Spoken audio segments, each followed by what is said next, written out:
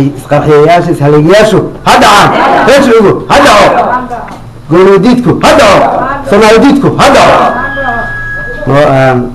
noolaad walaalayaal waxaan awalan leeyahay inaa lilaahi wa inaa ilaahi raajicuun waqadar allahu maa shaa facala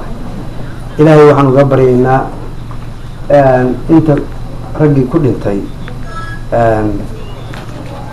maalintii dhaweyd qaraxii dadkii manaxayaasha ahay oo maturayaasha ahayoo wax magaradka ahaa qorshaha ay kusoo maleegeen oo ay ku dilaan dad waxtar u ah dhismaha wadajirka iyo israaca ummadda soomaaliyeed aqoon leh waxgarad ah u taagnaa ummadda soomaaliyeed si midnimadeeda loo soo celin lahaa loogana samata bixin lahaa dhibka ay hadda ku jirto oo jahliga leh oo cudurka leh oo islaynta leh oo cadaawadda leh oo dharkooda usoo labistay una soo gashtay guryahoodi iyo reerahoodiina ugaga soo tegay ummadda soomaaliyeed markii ay dunida ka daawadeen sida ay u dhaqmayso inay istusaan inay dib ugu soo noqdaan dadkoodii badbaadiyaan ka saaraan mashaakilaadka faraha badan ee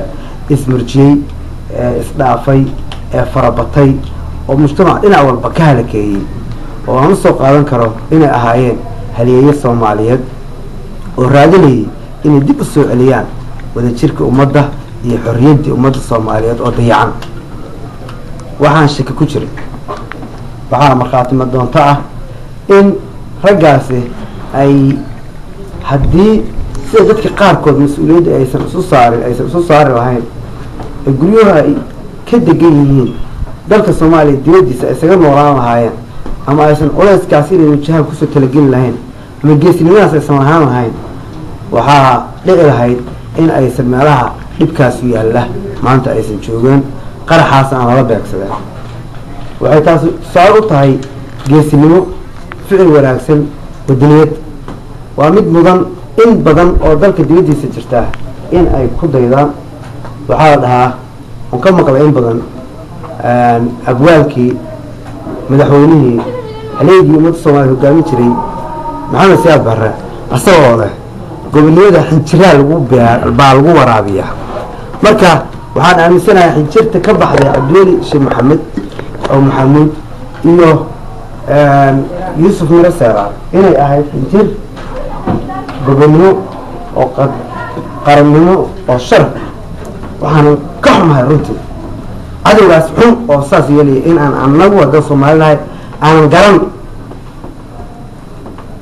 waa ka xumahay waa yaro qiirooday laakiin waxaan u sheegayaa waxaan la qiiraysanahay waa xanaaq aan u qabo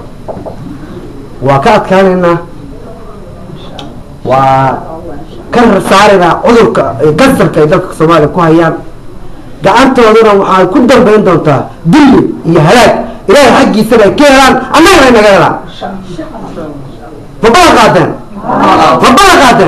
ma ku wada jirnaa waisku raacaynaa walaalayaal waxaan idiin sheegayaa haddii aan saas dhab ka noqoto oo gabadha iyo wiilka iyo kan la dhalay iyo kan kaleetana ay gartaan nimankaasi waxa ay maagan yihiin inay tahay inay xiidada u siibaan ummadda soomaaliya waxtarkeeda inay ummadda soomaaliya god halaaga ku tuuraan haddii aanu isla garanno oo sida ay tahay aanu u qiimayno waxaanu idiin sheegaynaa ummadda soomaaliyeed badbaadiya qabtaa waana ay helaysaa markaan intaas kaga gudbo dhinaca xusuusta muuqaalkii foosha xumaa ee meesha ka dhacay dhinaca kale idin gedinaya waxaa weeye ilaahay qur-aankiisa wuxuu ku leeyahay qofka mu'minka ah oo xaqa ku dhinta ma dhiman indhaha dadka unbuu ka tegay bal axyaau cinda rabbihim ilaahay xaggiisa waa ka nooli yuusuf miro seeraar iyo cabduuli sheekh maxamed aniga ahaan qalbigeyga waa ka noolyihi intiinaan wanaagga jecelay aad raadinaysaan wanaaggii waxay u dhintaan inta aad naga garanaysaan waxaan aaminsanahay inay dad nool yihiin agteeda joogaan shaqadii ay ku jireen ay socoto waad garanaysaan annaga safarkii hadda ugu dambeeyey kii horena cabdiweli iyo raggiisa oo aniga la imid kii ka dambeeyeyna waxaan la imid rag kaleto oo badan oo soomaaliyeed isku jira oo ama aanu deegaanka wadaagno ama qarnimada soomaalinimada naga dhexayso ama dantu aanu wadaagna aanu isu soo raacnay waxaan idiin sheegayaa adaa u naxariistay marxuumada dhintay labadii waan jeclahay oo ii kala sukayn ba ahayn aan qalbigayga iyo niyadayda wanaagga aan ku wada shaqaynayna dhab nooga yahay inaan ummadda Soomaaliyeed ka saarno marxalad adag oo mugdiga ah oo maaragtay tiraanyada leh oo ummadda Soomaaliyeed ay naxash ka saaran tahay runtii waxa naxash ka saaran ay yihiin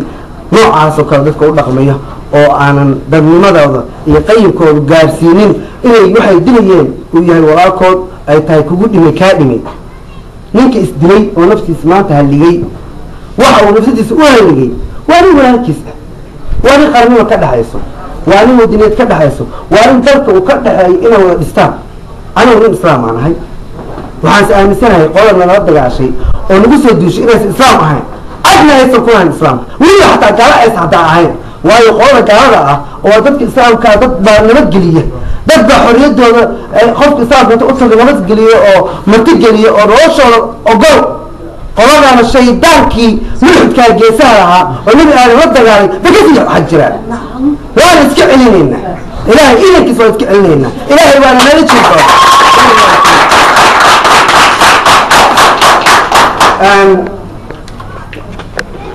waxaan markale idin xasuusinaya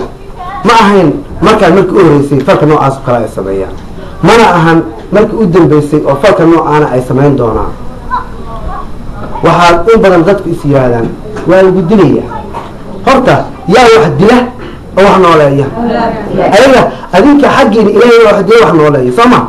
hadday aaminsan in ayagu wax dilaan waxaan nooleeyaan bacdishiin shakhsiyan dili kara hada sheega ilaahay baa aniga dila ilaahay baa nooleeya hal maalin baan dhimanayaa adduunka intaan ku noolahay laakiin waxaan la dhimanayaa shar waxaan la dhimanayaa qayb waxaan la dhimanayaa aniga ummadda islaamka inay noolaato jecel ummadda kaleeto aan islaamka ahayn inay noolaato anoo jecel baan dhimanaya ilaahay xaggiisa waxaan la hortegi doono iyo noloshii dhabta ahayd oo laga dhimanaynin baa taasaa nolosha dhabta ah oo dunida lagu soo diray aad tahay imtixaankaas ilaahay noo guuleeyo kuwa ilaahay ku tahluukayo noocaas iyo nooc la mid ah inaan noqono allaha naga dhowro ilaahay marxuum intii naxariis jamac ka waraaqsho waan idinka codsanayaa mar kale haddii dareenku dhab yahay haddii caqliyaddu dhab tahay haddii waxaan isugu nimid ay tahay wixii علشان إنا تعسينا كم وشنو واحد عبدنا محمد أو محمود وصدق بين هالك على وجهه هو أهل إنه مجالي أن نبدأ هذه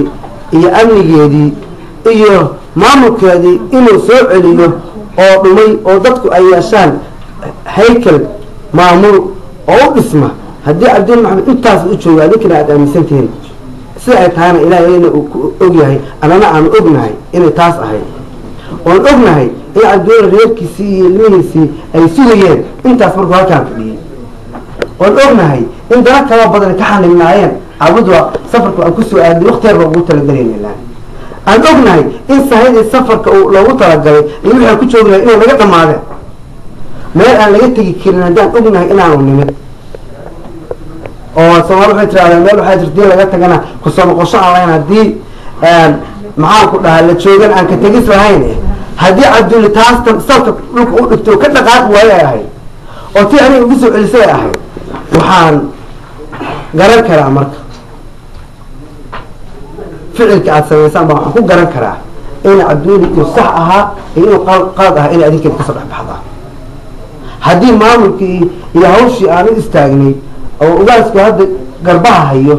وأنا نقول جسا كتاعنا هي وهذا المجال ما ملكي أمي جدا والصغر المجال اسمه لو تاجو dadku ay leeyihiin oo mujtamac soo doorto oo amnigeena si wada jir ah dadku uga qadgaan oo gudiyadeedii 24 saacada ka dhimayeen waas soo balan qaaday inuu ku soo bixi doonto wareegtada hadii amnigii oo jirkiisii waxa ku noolaanaya oo ka caayshaya ay yihiin dadkii deegaanka kuwii noo dhashay anaga dhalay ama aanu dhalay ay yihiin hadii maxaa ku dhahaa maamulka dhisga mujtamaca soo dhaxdhigay dadka la yiraahdo adinka xoolaysaan dadka idin ku fiican hay'in hogaanshaana soo doorto oo loo diyaarinayo gudi doorasho oo kala xulo qofkeeda maaragtay wanaagsan kala aqoon leh kala waxtar ah kala mujtamaca daacad u ah hadii la soo dhaxdhigay inaad intaas sameeyaan shaqaas qabsan